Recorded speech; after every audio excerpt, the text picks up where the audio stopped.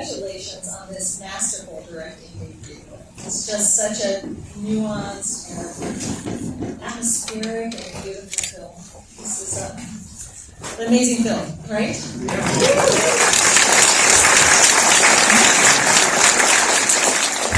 Somewhere else, I've got a mask around my wrist. Around the pandemic present. Thank you for coming, everybody.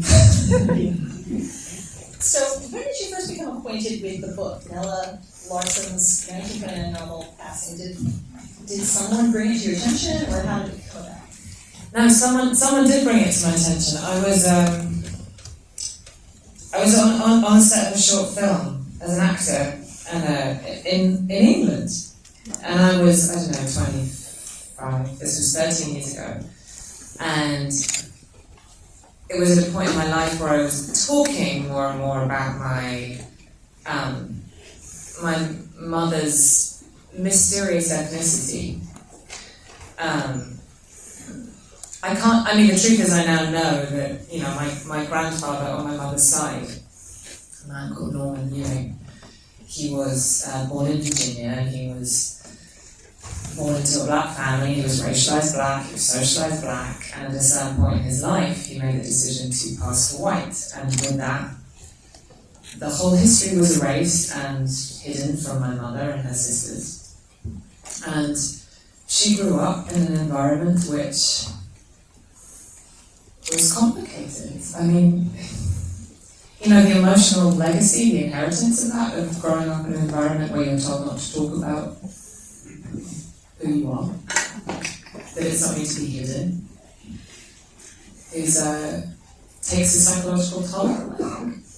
And I grew up with that person seeing that. But I didn't have that, I'm talking very sort of knowledgeably, I didn't have that language at this point in my life. All I had was, I found myself increasingly in social situations sort of going, I don't want to be the one that's also hiding this and quiet about this. I don't want to not be talking about this. It doesn't feel right that we just erase it. So I found myself awkwardly, uncomfortably, strangely, increasingly sort of sticking up my hand and going, maybe I'm, I don't know, maybe there's this in my family. And this guy that I was making this short film with handed me this book and says, this thing you're talking about, this confusion, this mystery, this absence, it's this book. And I honestly remember looking at the book and going, passing? What does that even mean? Why would you call a book passing? What are you talking about? I really had no language, and neither did my mother. So when I read the book, it was sort of like a piece of a puzzle landing that suddenly made sense of it all. I was like, well, of course that's what my grandfather did, and of course this explains why my mother doesn't know those relatives, doesn't know anything, doesn't have... it's not like she was refusing to identify in that way, that I saw her. I always went to her and thought you look like a black woman. And you're not saying that. It's not like she... It's not like she wouldn't, she couldn't. Right. And she was a renowned opera singer. She was, yeah. And if I remember correctly, I think I read an interview where you said occasionally she was referred to as African American. Yeah, occasionally she was. This is how I know anything. This is how I had the little seeds of stuff growing up. It's like, I'd read these articles where they'd say, sometimes they would refer to her as Native American, and sometimes they would refer to her as African American, or sometimes they just use very complicated words like the exotic Maria Ewing. And you're like, okay. Yeah. And these were the things that I found myself being increasingly curious about. And the book was it was such an eye-opener for me, not just because it gave me this historical social context from which to think about my own and my mother's racial identity, but also because it situated the psychology of how much freedom any of us have to negotiate our identity. Because it's always this, for any of us, it's always this sort of tension between the person that we think we ought to be, or that we've internalized that we ought to be from society, and the person that we want to be. And that's true for everybody. And, the real shocker of the book is that it's not actually about the moral consequences of the woman who's passing. It's about the consequences of living in hiding, of not being true to yourself. Because it's actually about the other woman. And how much freedom she has to really be true to herself. Because ironically, the one who's passing, the one who's, wearing the mask, has a kind of liberty, has a kind of freedom, emotionally speaking. Like she goes through the world saying, I want this, and I'm going to get it, and I'm going to do whatever I have to do to get it. And she's honest, And Irene is a mess. Yes. She's got all this social performance, all this anxiety. And so that was really the thing that hooked me in, because it made me think about the psychology of living with something hidden, which of course is something that I can very personally relate to. And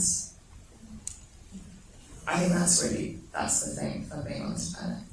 How long so this was, you said 13 years ago or so. So this has been in your head, I would imagine. And then when did you actually sit down and write? When did you actually think, this is what I want to make? Oh no, I wrote it directly after showing the book. I read the book, and by page 20 I was imagining it in black and white and in a 4:3 aspect ratio. Because I was like, it's about constraint and people being repressed, and I would put them in a box. And black and white for so many reasons, but it was just playing in my head in black and white, and I couldn't shut the film off. So I'm really, it sounds like I'm, making a, really great anecdote, but I did shut the book and open my laptop and start typing. Wow. And the first draft of the script was finished in 10 days. Wow. Wasn't great. It was fine. But then it went in a drawer for 6 years. And how many more times did you rework the script? Well, I got it out of the drawer after 6 years, and I polished it up because that was the moment that I had the nerve and the confidence to show it to some people. And I've written other things, and I've always wanted to direct. I've always wanted, not just direct, I've always wanted to make films. It's what I've always dreamed of doing on a really sort of quiet and deep level. And I redrafted it when I got it out of the drawer, and then showed it to people, and then it took another 7 years convincing people to give me the money for it. So, it wasn't an easy road, and during those 7 years I tinkered with it. I think it got another proper redraft before we went to production. So not that much, actually. A lot of the big ideas were in the first draft 13 years ago. The feet, all the things I did. So I have to ask, what was your mother's reaction there? It's so difficult for me to talk about it, but I've asked for it. I've made this film about it. I'm gonna do it. No, I know I do. I know I have to talk about it, and she doesn't mind. She's she's been really shifted by it, and I don't. Her reaction is that she loves it, and she called me up after she saw it for the first time. She didn't see it quite how I wanted her to see it. I wanted it to be with her, I wanted it to be in a cinema, I wanted it to be big, but she couldn't because of COVID. And she had to watch it in the end. And she called me up and she was in tears, and she just says, you've liberated us. You've liberated me, and you've liberated my father. That's huge.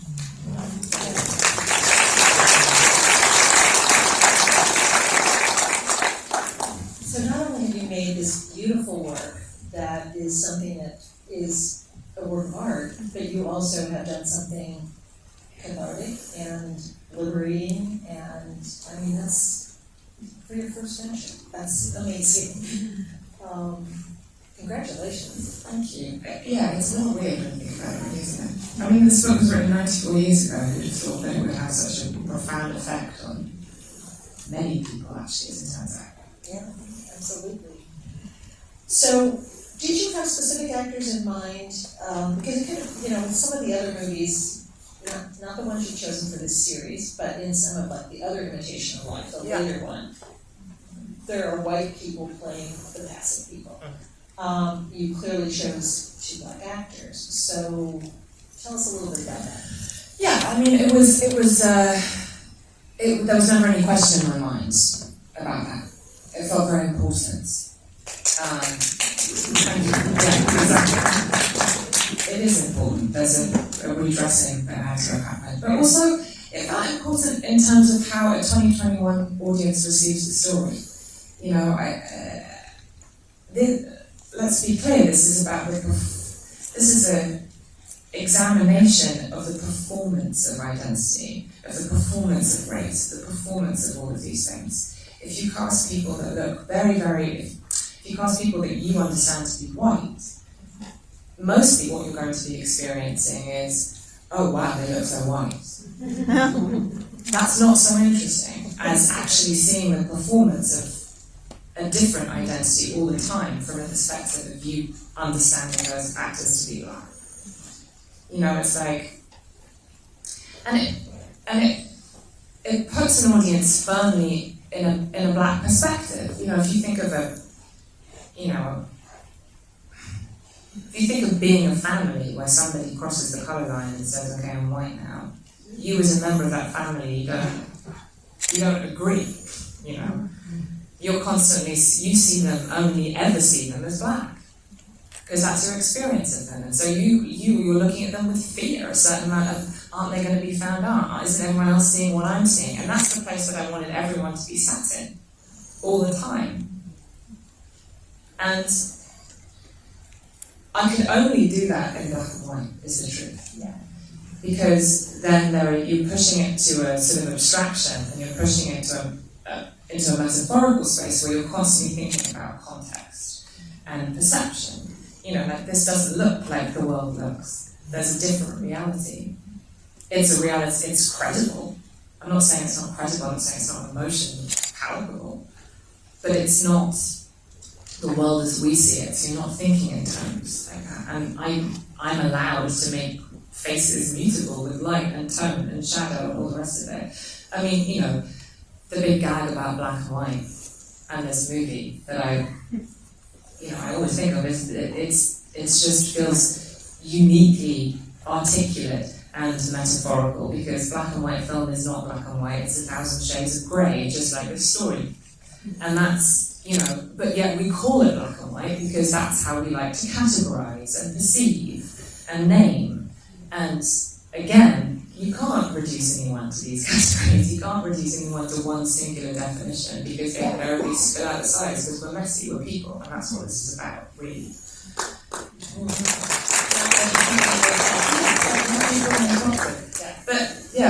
But yes, the black and white is really the only thing that allows you to do that. Yes, it intensifies the sort of ambiguity, the racial ambiguity, the sense of authenticity, all of it, and it blurs color lines. I found myself thinking, okay, Ruth Negga has blonde hair, and I thought, well, how do I know that?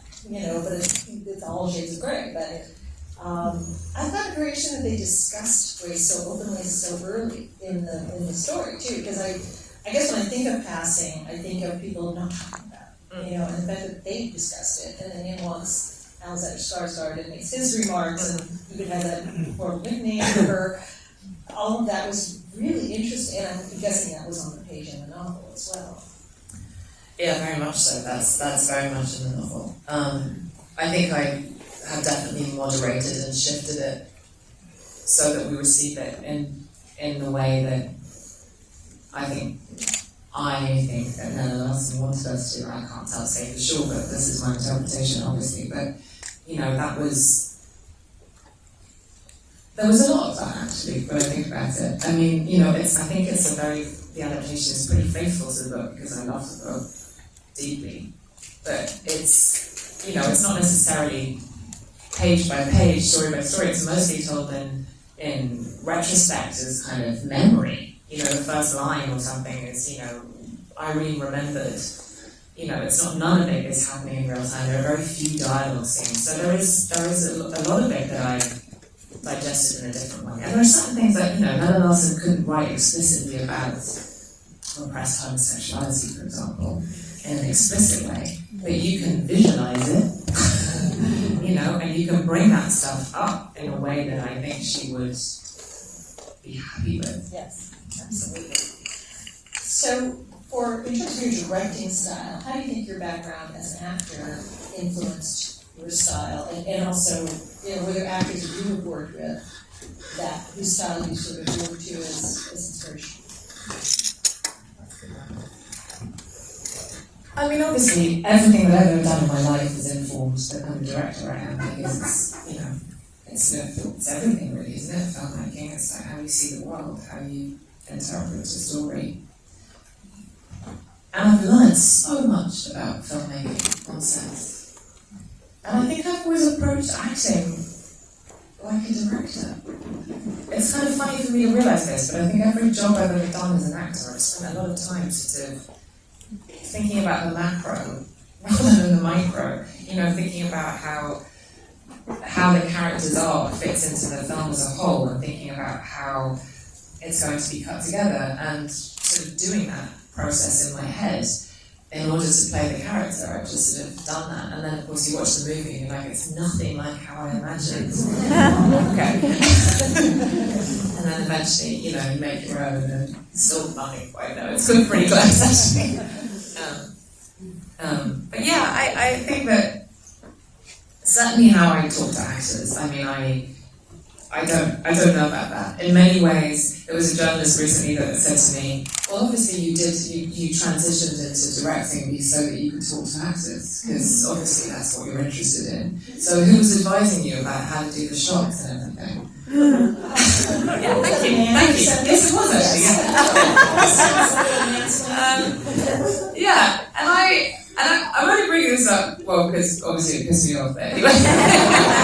But, no, I'm bringing it up because, funnily enough, it was the composition and framing and how actors' bodies are in space and how that tells subtext and story and juxtaposition and antithesis and all this sort of like very detailed stuff with the frame is the stuff that I live for. Like, I'm a painter as well, and I loved that stuff. I loved that. And I was terrified to talk to actors because I couldn't think of anything worse than being told by another actor how to do it. I was like, are you kidding me? I don't want it. This is going to be a nightmare for them. And I was very, very anxious about it. But then, of course, when I got there, the joy about this material was that there are so many layers of subtext, there is so much to chew on, and I love that. I love that combination of sort of psychological dissection and analysis and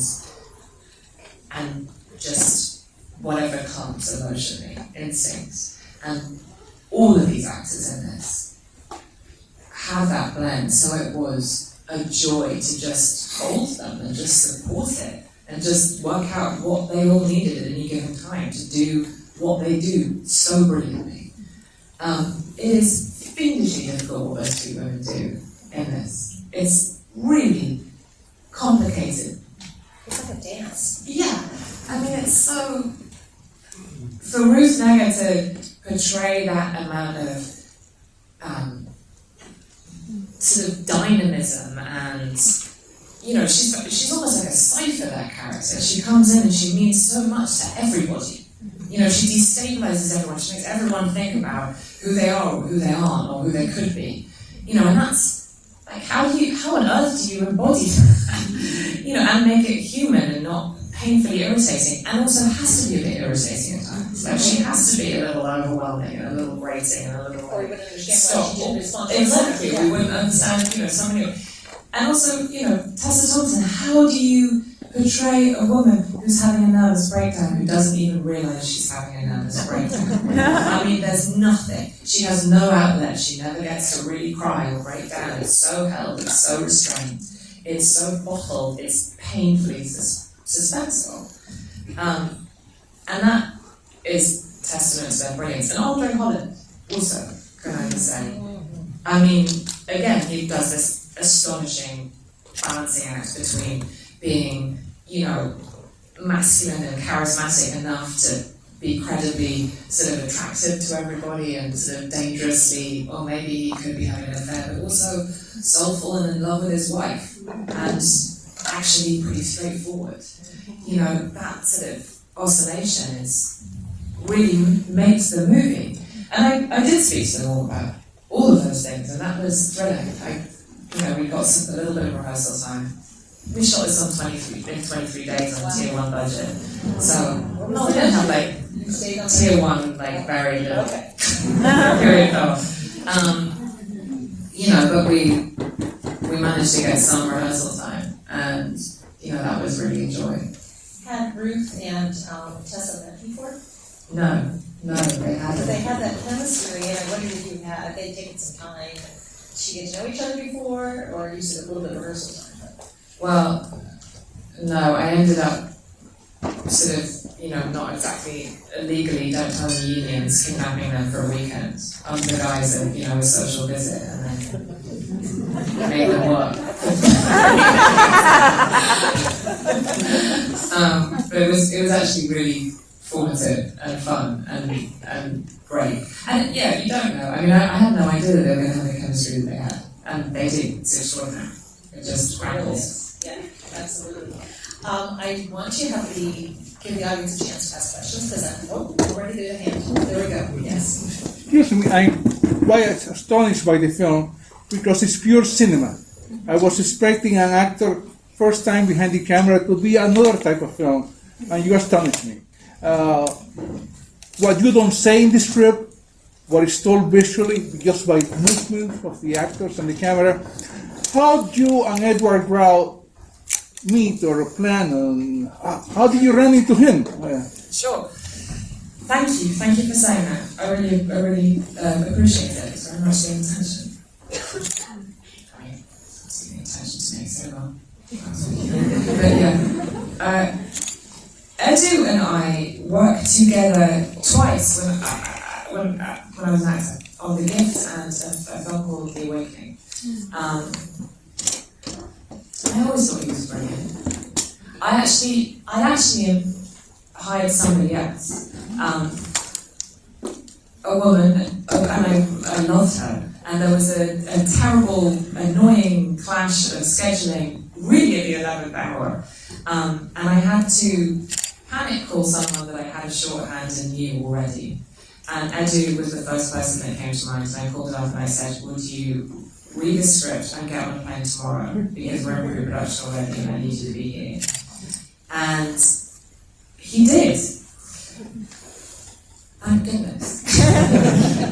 I mean, I'm probably a little bit fanatical and crazy. I storyboarded the whole thing myself with my hands, and obsessively shortlisted and imagined everything, and I had a gajillion references and a gajillion different things, and but of course that, you can't exist in a vacuum like that. Of course you need everyone else's brilliance to make that realised. But it's not like Edu and I had a lot of time, I suppose, is what I'm saying, to sort of, wander around parks dreaming about films that we loved, and, it was a bit like, we've got to do this right now.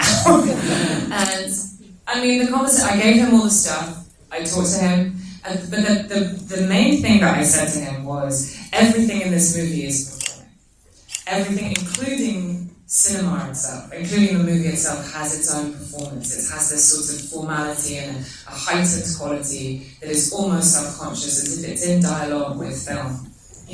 Certainly noir, suspense noir, and all these things, but just its place in cinema as a film, just like everything else is performative in the movie.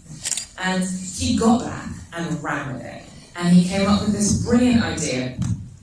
He brought in these low-mo lenses, which are anamorphic wide, and usually for like music videos or whatever, because everything's sort of blurry on the top and the bottom of the frame, which is oppressively annoying in a sort of widescreen format. But if you condense it into 4:3, you get the most focused part of the image, but you also get this slight distortion, which gives it what can only be described as this painterly quality, which makes it feel very arresting and unusual. And that's why it looks kind of like unlike anything else.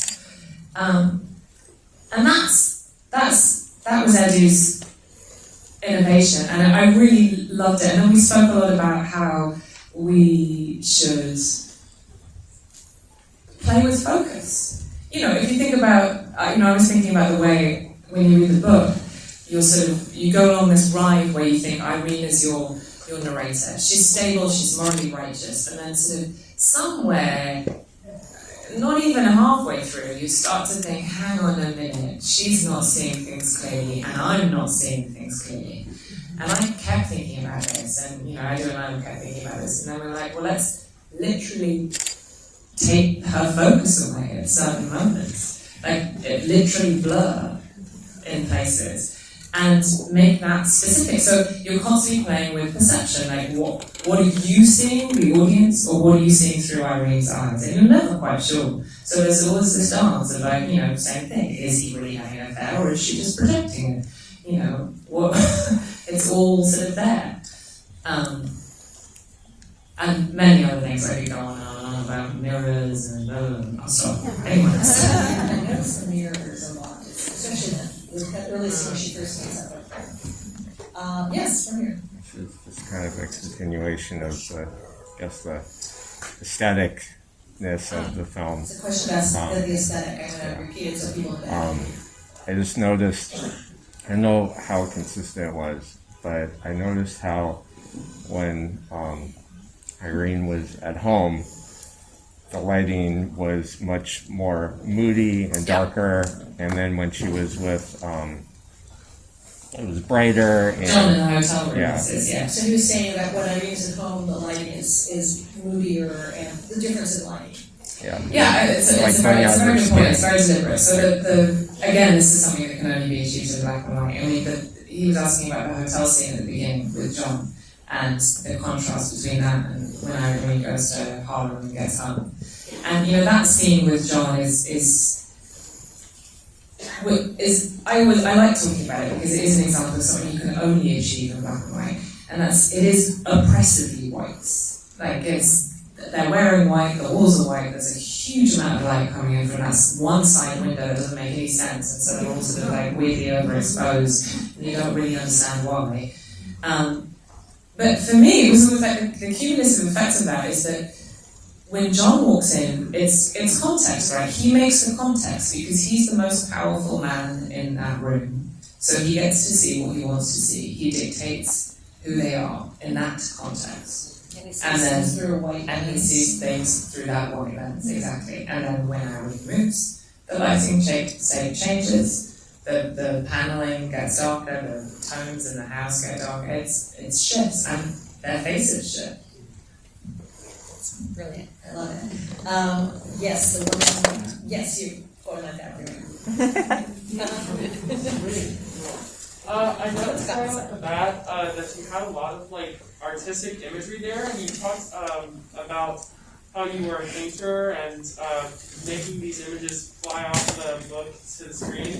I wanted to ask, did you have any inspiration drawn from any Golden Age era films or any artists in general? Because the imagery was just astonishing. Sure, yeah.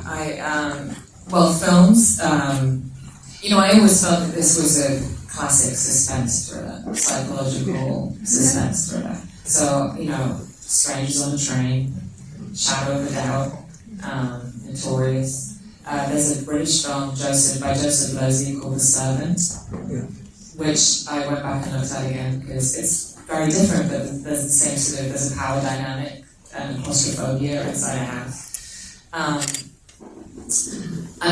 That's, I also went back and looked at Night of the Hunter again because of course.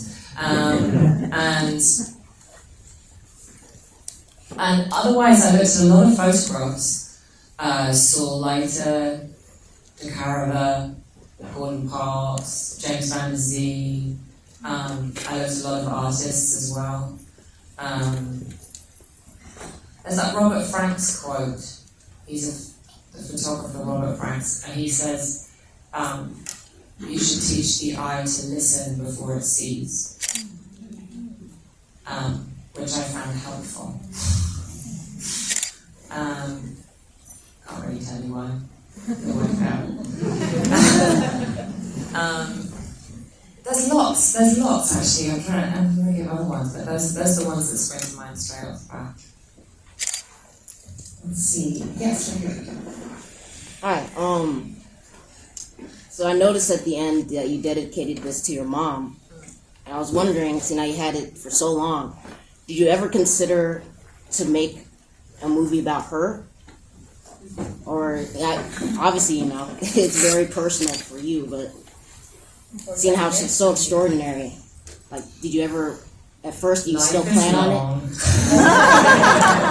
There will be other times. My mother is a font of many things. I suspect there will be more stories that are inspired by her. I think we'd all like to see that. Yes, right there. I'd like to say well done. I loved it. And can you speak about the sound?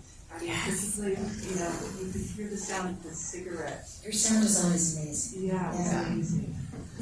Sound and Thank you. music. Yeah, okay, sound design. Well, okay. This was my, real obsession. I mean, you think I got obsessed about the images. Sound was like a never-ending rabbit hole for me. I think I ended up getting 3 sound mixes, which on our budget was unheard of. We only got the 3rd one because Sundance gave us this grant, and I was still like, you know, calling up the producers every day, being like, I need another sound mix. It was so important to me because I was very inspired by Lucretia Martel, actually. Her sound design is really fascinating to me. And she records 2 hours of sound every day at the end of shooting. There's no way I could have done that. I would have loved to have. I was very obsessed with creating a sort of quiet that was loud, as in it told a lot of story in its silence.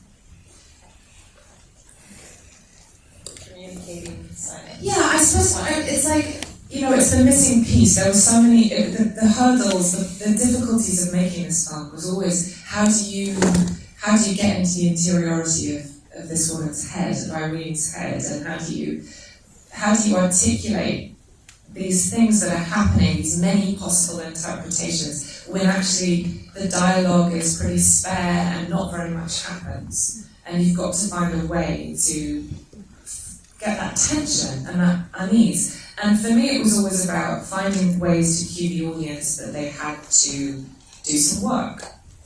You know, like it's not the kind of story that if you sit back and let it wash over you, it's easy to think that nothing really happens, you know, until something happens at the end. But it's like, oh, you know. But if you lean in and apply yourself, or what you're bringing of your own identity, your own struggles with all these things, I think the story does a kind of alchemy, and it works with you, and it reveals more and more. So the beginning of the movie, the first 5 minutes, of this idea of introducing the jazz age counterintuitively as this murky, quiet place, as opposed to this loud, noisy place like we all understand the roaring 20s to be. I mean, the roaring 20s, the jazz age, it's all these, you know, it's very, everything is loud. And I was like, actually, this is about one woman's very claustrophobic experience where she's only experiencing a very small section of that world. She's only seeing her block on repeat. She's only hearing these things in isolation that are important to her in different moments. So the beginning, I'm jumping all over here, but the beginning is an exercise in trying to educate the viewer to listen, because you can't hear what's going on, you don't really know where you are, so you're trying to pick up clues, and before you know it, you've picked up enough clues that you've worked out that you're in the 20s, that it's, you know, it's uptown somewhere, there are people shopping, that it's summer, that it's hot, but you're still a little, you know, you haven't paid attention. And then that carries through into the tea room, where we start to see a very subjective sound, or hear rather, a very subjective soundscape. You know, it's not real. She can hear the lovers chatting, when they're over there, and she can't hear something that's much closer to her, and then she can hear the teacup from the old ladies, but she can't hear the waiter when so it's really her perspective of what she can hear. And then the first one that gets really expressionistic is she hears Claire before she sees her. I really wanted to introduce Irene's experience of Claire as sensual. She feels her before. In the book, she describes smelling Claire before she sees her. And so you hear this laughter, and then you hear her go past, and before she even sees her face, you hear very loudly her stockings rubbing against each other when she crosses her legs. And this was this idea that I had, it's like a sort of lightning bolt into Irene's deep down sensual soul, this presence, so that she can suddenly superhumanly hear the stockings, even when they're all the way over there. Obviously these are not things that you're experiencing in real time. You're not going, why didn't she hear those stockings? But the effect of it, I think, gets into your unconscious. It works on a sort of unconscious level. And that's true of the sound design across all the way through the film. I mean, we really, really obsessively worked at it. There isn't a bird tweet or a car horn that isn't specifically placed in this movie. And I loved every second of it. I could have mixed it forever.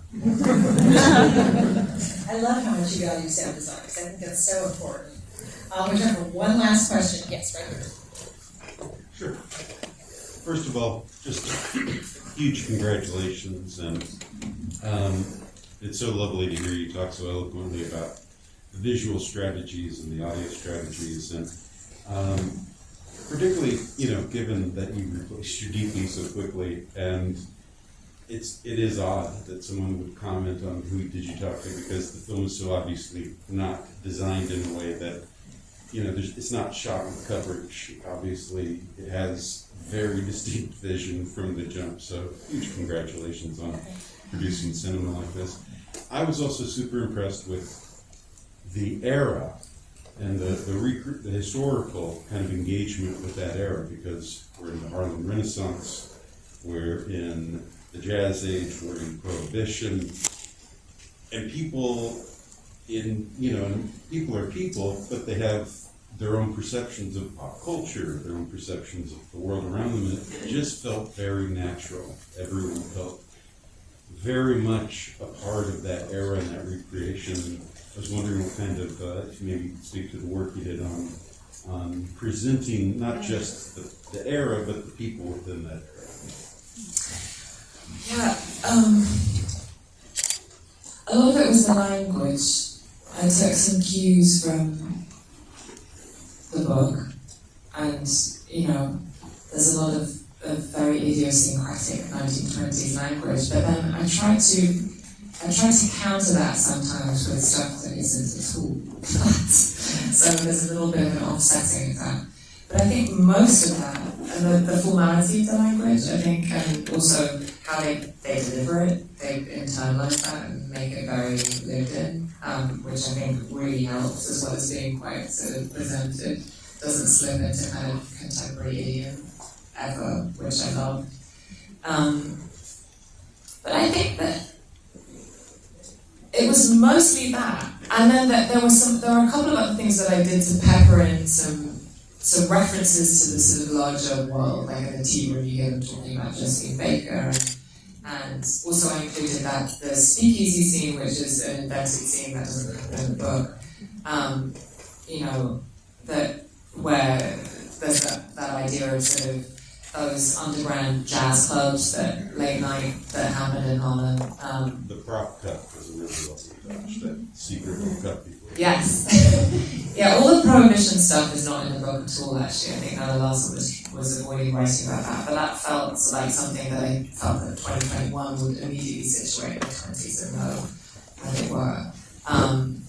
So yeah, there were small details, but I never felt really beholden to the period, because I felt like the relationship dynamics felt so fresh, even by 2021 standards, that I just wanted to live in that a little bit and just sort of honor that and hope that the period would kind of, there's a certain amount of predictive work that we all do now with period movies. There's a certain amount of just sort of imagining context and imagining things. And there's a lot of details in this movie that are not period accurate. I spoke to all the heads of department again about how can you be passing? How can your department be performing itself? And Marcy Rogers brilliantly puts Claire in a lot of 40s and 50s outfits.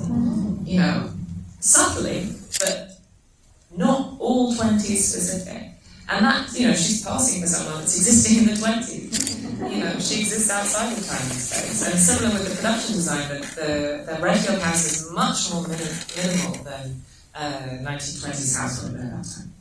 And that was something that I was interested in because I like the idea that it seems beautiful and warm and cozy at some points, and then it seems a little prison-like, and like someone's living in it that doesn't really know who they are, let alone can decorate or express themselves on a wall. Your film is so layered and so intricate that it lends itself to the most interesting conversations and such good questions, and this is just such a joy. I know we could all be talking.